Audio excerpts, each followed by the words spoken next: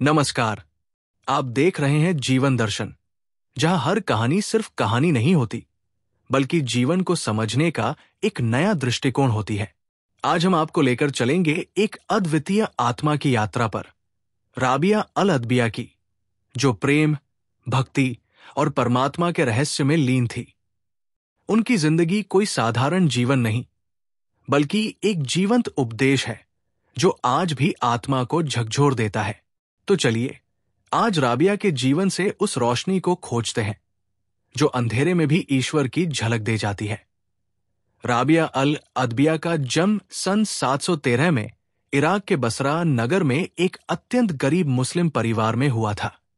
जब राबिया बहुत छोटी थी, तभी उनके माता पिता का देहांत हो गया।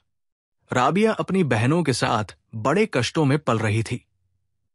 तभी देश में भयंकर अकाल पड़ा और राबिया सहित चारों बहनें बिछड़ गई। एक लोभी व्यक्ति ने राबिया को थोड़े से पैसे के लालच में एक अमीर आदमी को बेच दिया। वो अमीर व्यक्ति स्वार्थी और निर्दयी स्वभाव का था। उसने राबिया को अनेक प्रकार की यातनाएं देना शुरू किया। अकेली होने पर राबिया रोती और ईश्वर से अपना दुख साझा करती। इस पूरे ब्रह्मांड में उनके लिए भगवान के सिवा कोई सहारा नहीं था। इस संसार में एक गरीब अनाथ की रक्षा भगवान ही कर सकते हैं। एक दिन मालिक की क्रूरता से तंग आकर राबिया उस घर से भाग गई, लेकिन शायद ईश्वर की योजना कुछ और ही थी। भाग्य में लिखा कभी मिटता नहीं, और जो लिखा है वो होकर ही रहता है।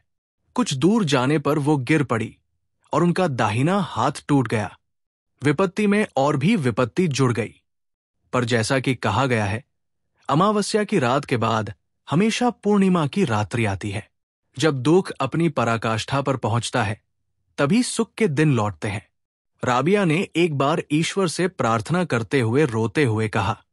तभी उन्होंने एक दिव्य वाणी सुनी, राबिया, तुम्हारा ये दुख अब धीरे धीरे समाप्त हो जाएगा।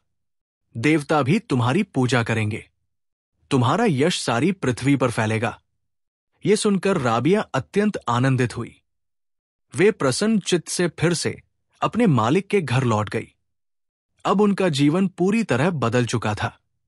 वे काम करते हुए भी निरंतर ईश्वर को स्मरण करती, रात में भजन करती, और उनका भक्ति भाव तेजस्विता में बदलने लगा।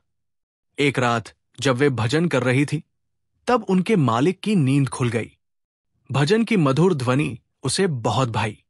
जब वो राबिया की कुटिया के पास गया और भीतर झांका, तो उसने देखा कि उनका कक्ष एक दिव्य प्रकाश से भर गया है। राबिया की प्रार्थना ने उसके हृदय को भी परिवर्तित कर दिया। उसने देखा कि राबिया के मस्तक पर दिव्य ज्योति फैल रही है। उनका मुखमंडल तेज से दीप्त था।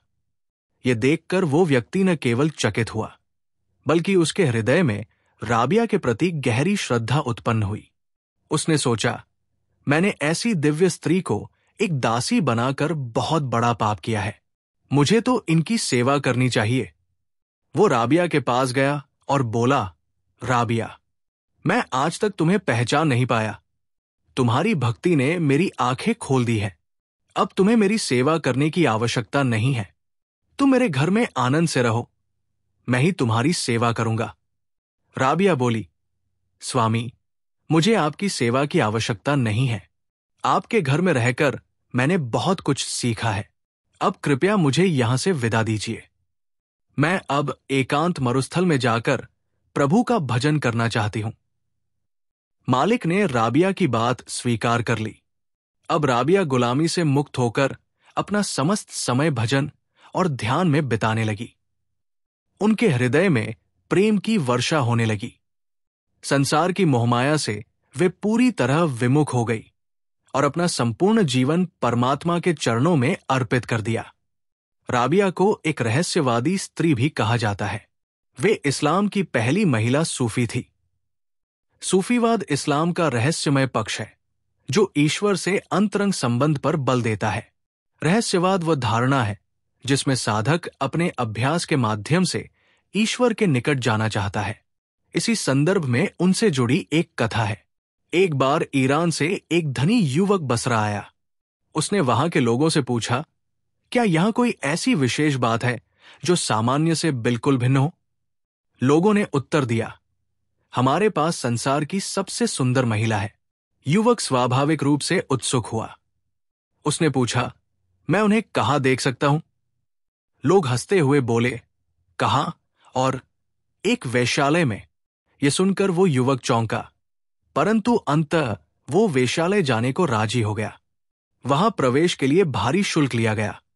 भीतर एक शांत साधारण कक्ष में राबिया प्रार्थना में लीन थी। उसने ऐसी दिव्य सुंदरता पहले कभी नहीं देखी थी। वो दृश्य उसके लिए एक आशीर्वाद जैसा था।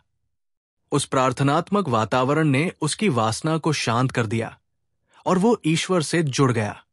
1 घंटे बाद उसे अनुभव हुआ कि वो किसी मंदिर में है। वो राबिया को निहारता रहा, लेकिन वो सौंदर्य शारीरिक नहीं था, वो ईश्वरीय था, अलौकिक था।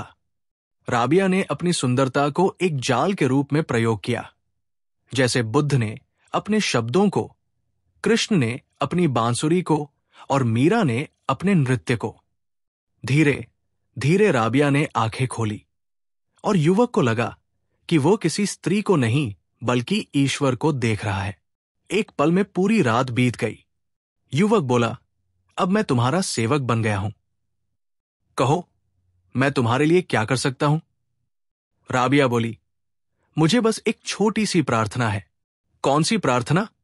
राबिया बोली, कभी किसी को मत बताना कि तुमने यहां क्या देखा और क्या अनुभव किया। लोगों को मेरे पास आने दो। ये सुंदरता केवल एक जाल है, एक द्वार है जिससे वे ईश्वर में प्रवेश करें। कृपया वचन दो कि इस रात की अनुभूति को तुम गुप्त रखोगे। युवक चकित था। ओह, यही तो इस नगर का रहस्य है। सब तुम्हारी सुंदरता की बात करते हैं, लेकिन किसी ने मुझे इसका अनुभव नहीं बताया। राबिया मुस्कुराकर बोली, हां, मैं सभी से यही वचन लेती हूं। युवक सौंदर्य की खोज में आया था, लेकिन वो ईश्वर को पा गया। एक सुबह राबिया अपनी झोपड़ी में बैठी थी।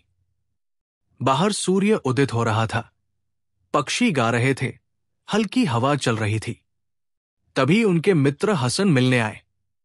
हसन ने कहा, राबिया, बाहर आओ, कितना सुंदर प्रभात है। राबिया मुस्कुराकर बोली, हसन, बाहर ईश्वर की रचना है, भीतर स्वयं ईश्वर है। क्या तुम भीतर नहीं आओगे? हां, सुबह सुंदर है, लेकिन उसके रचयिता की तुलना में ये कुछ भी नहीं है। एक शाम लोगों ने उन्हें अपनी झोपड़ी के बाहर कुछ खोजते देखा। सबने पूछा, क्या खोज रही है? राबिया बोली, मैं अपनी सुई खोज रही हूं जो कपड़ा सिलते समय खो गई। सबने खोज में मदद करना शुरू किया। किसी ने कहा, यहां अंधेरा है, बिना बताए कि सुई कहां गिरी, कैसे मिलेगी? राबिया बोली, अगर मदद नहीं करनी है तो मत कीजिए, लेकिन व्यर्थ की बातें मत कीजिए। लोगों ने कहा, बताइए तो सही, सुई कहां गिरी? राबिया बोली, वो मेरे घर के अंदर गिरी थी। लोग बोले, तो फिर बाहर क्यों खोज रही है? राबिया बोली, क्योंकि यहां रोशनी है, भीतर अंधेरा है। एक व्यक्ति बोला, लेकिन जहां वस्तु गिरी है वही खोजनी चाहिए। समाधान तो यह है कि घर के अंदर रोशनी करो। राबिया मुस्कुराकर बोली, तुम छोटी बातों में चतुर हो, पर जीवन के लिए कब बुद्धि का प्रयोग करोगे? मैंने तुम्हें भी बाहर खोजते देखा है। जिसे तुम खोज रहे हो वो तुम्हारे भीतर है, लेकिन तुम बाहर खोज रहे हो क्योंकि आंखें बाहर देख सकती हैं, हाथ बाहर खोज सकते हैं, प्रकाश बाहर है, इसलिए बाहर खोजते हो। यदि तुम वास्तव में बुद्धिमान हो तो अपनी बुद्धि का प्रयोग करो। क्या तुम्हारा आनंद इस संसार में खो गया है? लोग स्तब्ध रह गए और राबिया अपनी झोपड़ी में लौट गई। राबिया के जीवन में ऐसे अनेक घटनाएं घटीं जिन्होंने उन्हें अमर बना दिया और संपूर्ण मानवता को गहरी अंतर्दृष्टि दी। वे कहती थी, यदि आपके पास सही प्रश्न है तो आपको किसी से उत्तर पूछने की आवश्यकता नहीं। बस अपनी आंखें बंद कीजिए और अपने भीतर झांकिए, आपको उत्तर वही मिलेगा। समस्या उत्तर की नहीं है, समस्या मन की है। समस्या आप स्वयं है। ओशो के प्रवचनों में अक्सर जिन संतों का उल्लेख होता है उनमें राबिया एकमात्र महिला संत है। यद्यपि मीरा भी है, लेकिन ओशो कहते हैं मीरा मीठी है और राबिया नमकीन। मुझे मधुमेह है, इसलिए मीठा कम लेता हूं, लेकिन राबिया जैसी नमकीन को जितना चाहूं उतना ले सकता हूं। जब तक राबिया जीवित रहीं, उनका गांव तीर्थ बन गया। दुनिया भर से यात्री उनकी कुटी पर आते। वे एक कठोर लेकिन रहस्यमय संत थी, जिन्होंने लोगों की बुद्धि को तपाया और भीतर का सत्य उजागर किया। वे बुद्ध के समान थी। उनमें विलक्षण प्रतिभा थी। राबिया का शाब्दिक अर्थ है चौथी। अध्यात्म की 4 अवस्थाएं होती हैं: जागृत, स्वप्न, सुषुप्ति और समाधि। उपनिषदों में इसका उल्लेख है। इस दृष्टि से उनका नाम ही उनके रहस्य को प्रकट करता है। राबिया प्रवचन नहीं देती थी। वे अपने छोटे छोटे कर्मों से ही अंतर्दृष्टि प्रदान करती थी। वे आत्म साक्षात्कार पर बल देती थी। वे कहती थी, मैं वैसे ही जीती हूं जैसा मुझे लगता है। आप भी अपने अनुभव को जिए, अनुभव को महसूस करें। राबिया समस्त मानव इतिहास की सबसे दुर्लभ और अद्वितीय महिलाओं में से एक है। उनसे तुलना केवल मीरा, थेरेसा या लैला जैसी कुछ विरली आत्माएं ही कर सकती हैं। वे एक कोहिनूर है, इस जगत की सबसे बहुमूल्य नारी। उनकी अंतर्दृष्टि असीम थी। राबिया का जीवन हमें सिखाता है, ईश्वर कहीं बाहर नहीं, हमारे भीतर है। और जब तक हम बाहर खोजते रहेंगे, तब तक वो भीतर छिपा सत्य हमसे दूर रहेगा। अगर आपको ये कहानी छू गई हो, तो जीवन दर्शन को जरूर सब्सक्राइब करें। हमारी कोशिश यही है, जीवन के गूढ़ पहलुओं को सरल भाषा में आपके समक्ष लाना। मिलते हैं अगले आध्यात्मिक सफर में। तब तक ध्यान रखें, सत्य की खोज बाहर नहीं, भीतर से शुरू होती है।